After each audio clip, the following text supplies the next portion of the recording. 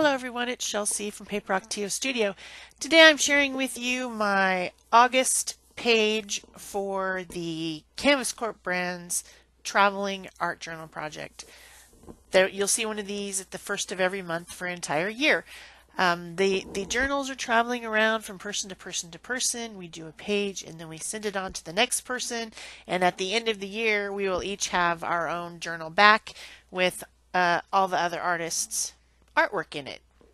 Of course, it is sponsored by the Canvas Corp Brands Creative Crew Design Team, which means that products used on these art journal pages will be from that group of brands. Today, I just really wanted to make something bright. Bright, bright, bright. No dull colors, no brown, no grunge, nothing. Just bright. That's all I wanted. And so my product list is pretty short. I used 6 colors of Tattered Angels Glimmer Mist and some gesso and pencil and I don't know. That's about it.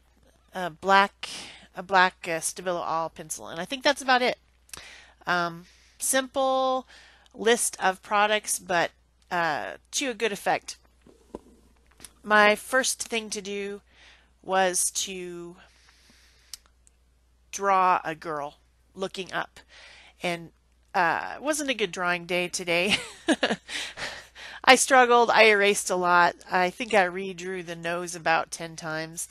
But I got it done. It's passable. It's obviously a whimsical girl, not realistic. I just couldn't get the nose right. I don't know. It just didn't, because of the way that the head was tilted up. Yeah, I don't know. It was crazy. Also, in hindsight, I should have gessoed the page. I didn't really feel the paper before I started doing my page, and it's a weird paper. It's like super absorbent, almost like a rag paper. I don't know, strange stuff, but yeah, I should have gessoed it first. I ended up having to gesso it in hindsight, which was kind of a pain. So once my line drawing was done, and I use a mechanical drafting pencil with soft lead to do my drawing, in case you're wondering. All the products that I'm using in the project will be listed below the video with links for you so that you can go find them. So I used a piece of deli paper and made a mask to cover up my drawing because I didn't want to get spray on it. And I am just using it's the inside of a tape roll, so like packing tape or something. Once the tape was done, I just saved that round cardboard tube, and I'm spraying on the inside of it. And occasionally I overspray and get, like right there, in fact, I get some spray on the other part of the paper, which kind of makes me mad, but it happens. You know, it's not perfect, but it looks fine in the end. I was able to overcome my irritation with stupid overspraying situations in the end. I really like the way it turned out. So also, of course, yeah, that's when I realized I needed to gesso the page, because I was worried that this wet glimmer mist was going to soak through to the person before me's page because of this absorbent paper. So this is where I go ahead and gesso. I didn't want to mess up my pretty sunshiny looking yellow and orange circles, so I went around them. But I did gesso over everything else. I didn't want to ruin them and have to redo them. So it's kind of strange to have gesso and just everywhere except for the circles, but it worked out fine. So no big deal. The circles were already on there, and I didn't want to change them and have to redo them. So just putting a light coated gesso, heavier in some spots. I did try to gesso over that overspray area there, and just sealing up the paper so that nothing bleeds through to the other pages.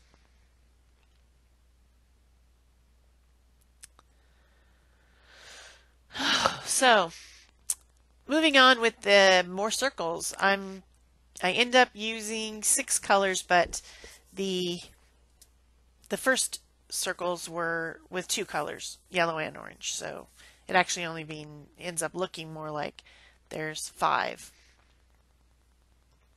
Also, in hindsight, might have been smart to tape the center of the journal so that the liquidy mist doesn't go into the cracks of the journal.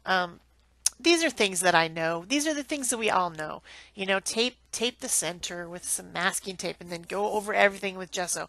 But when you're in a hurry and you just want to do a page, you're not so concerned about all that and you don't think about it until it's too late. So there's my green circles. Now I'm speeding up because I don't think you really need to see every single thing at a slower speed. It's pretty obvious what I'm doing. I do have to clean out some of my nozzles a few times. I cut all that out. And I'm not really sure why I'm doing two different colors at the same time. Just how it happened. I wanted an even spread of circles of different colors all over the background. And they kind of look almost like balloons or something. I don't know. I just wanted to fill up the background with bright, sparkly color. That was my only goal here. I didn't think about like what it was representing or what it meant. I just wanted it to be bright.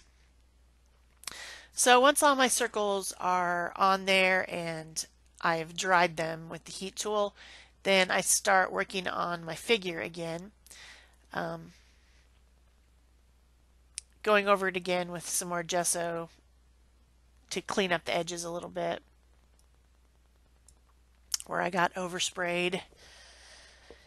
Touching up a few other areas where I didn't like the way the spray happened,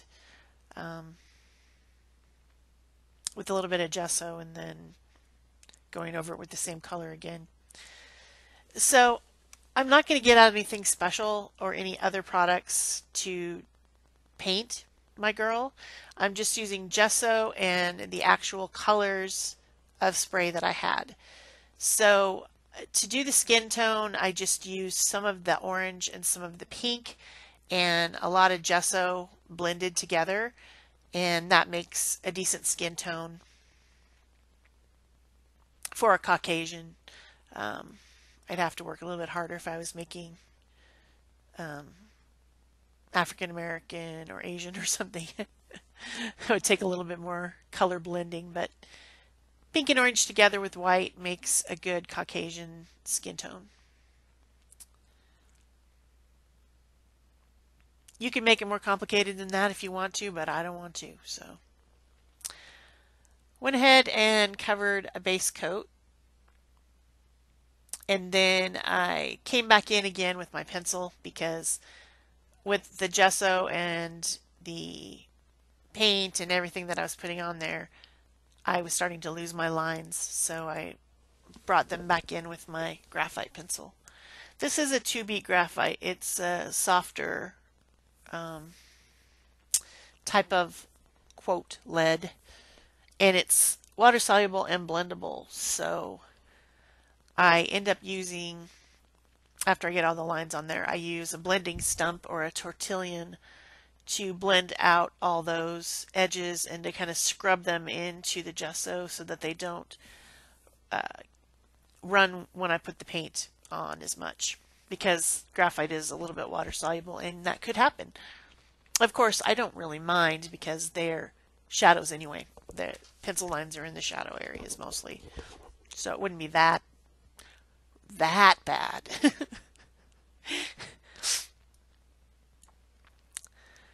So there's my tortillon, my tortilla. Not edible though.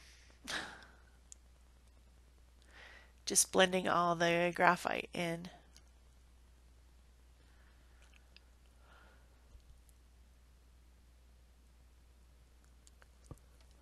And then I'm back to coloring after that.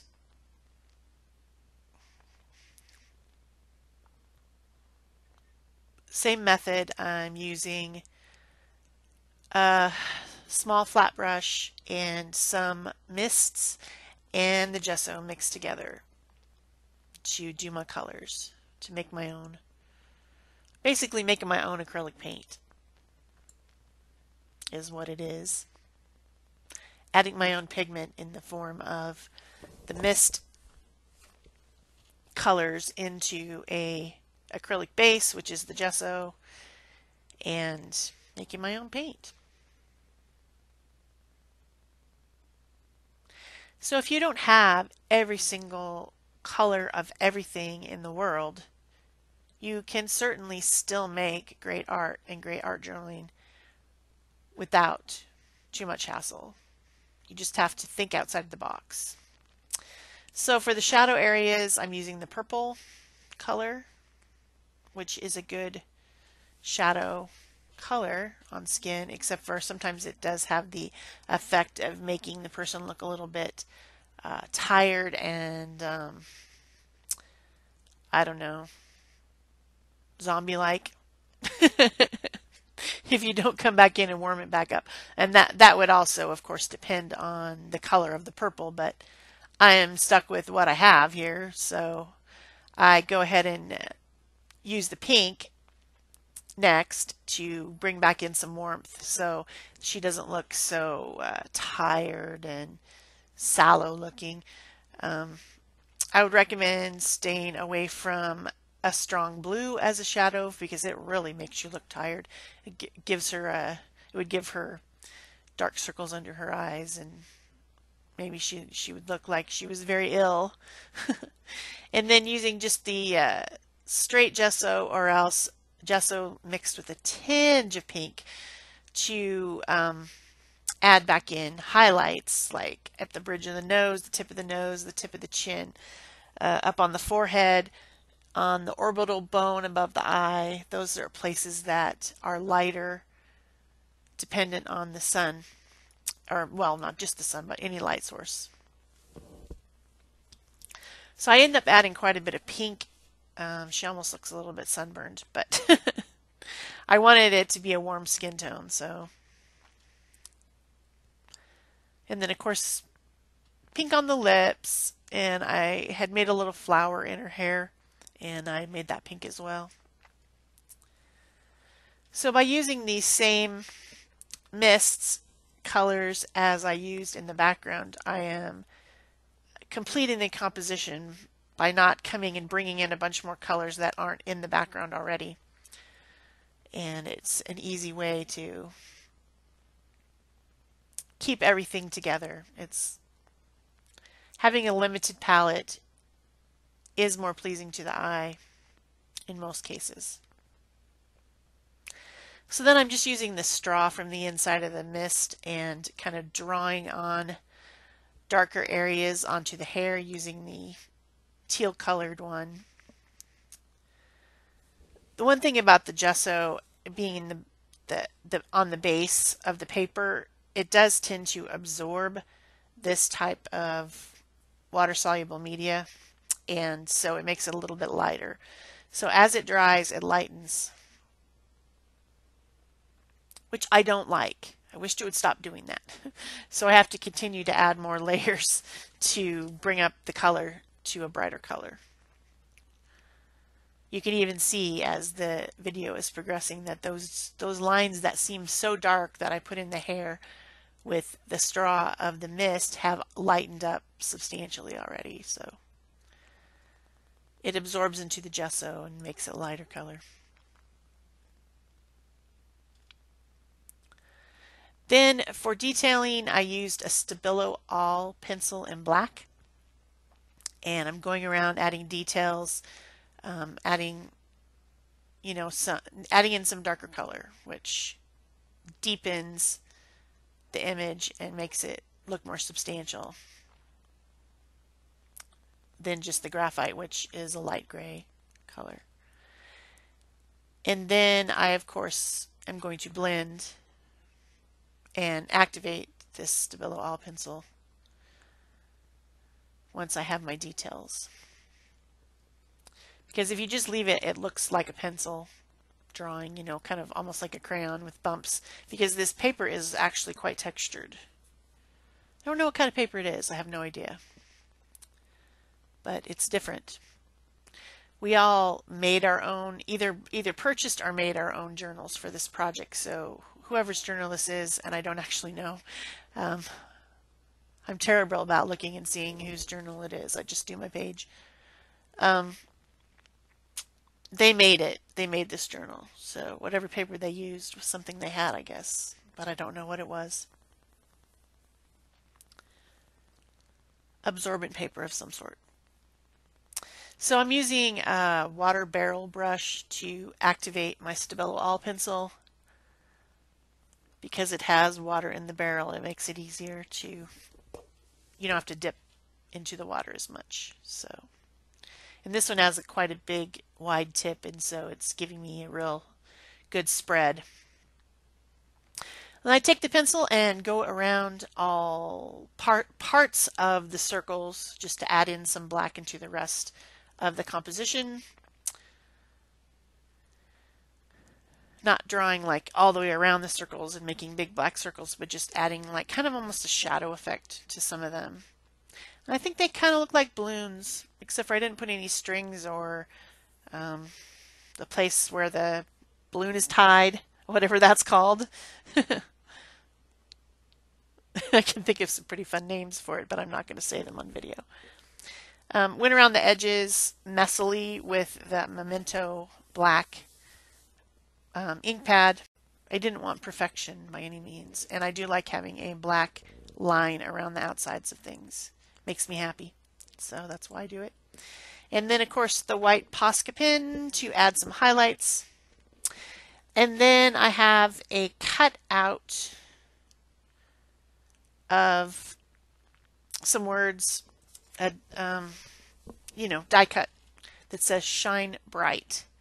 And because I was going for the bright colors on this one, I decided that that was appropriate, and so I added in those.